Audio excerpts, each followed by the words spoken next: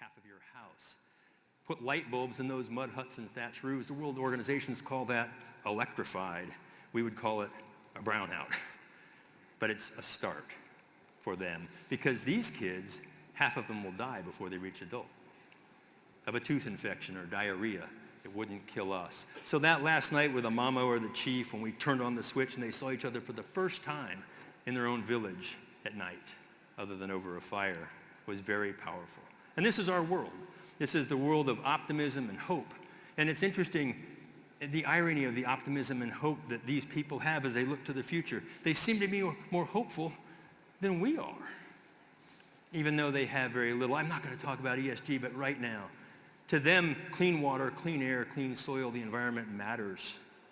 Social, how about a school or some health care? Governance, get me out from under this autocrat so I can actually have a voice. It matters in that real world because so much of the world lives in poverty.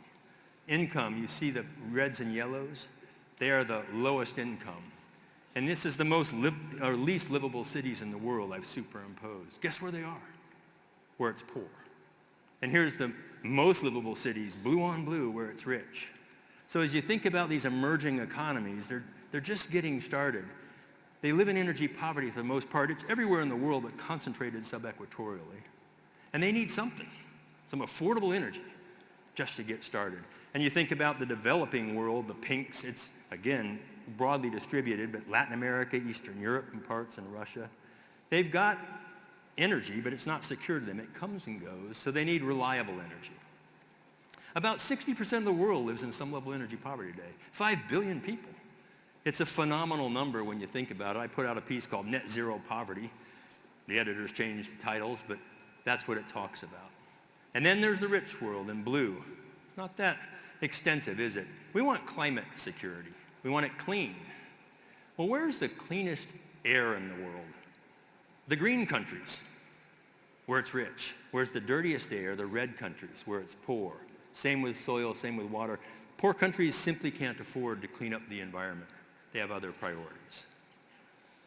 Bring that all together and you start to realize that energy security, it varies tremendously across the globe. It's a paradox. I first said this 10 years ago in Ecuador, I think. Energy won't end poverty, but we can't end poverty without energy. It's time to power the people. It's time to bring energy access for all. So when you think of this conundrum, energy access for all, and managing climate impacts, it's not an easy challenge. It's not a binary challenge. We used to cook with wood indoors 10,000 years ago. The sun is the first form of energy. It grew the hay that powered our vehicles. They pulled their own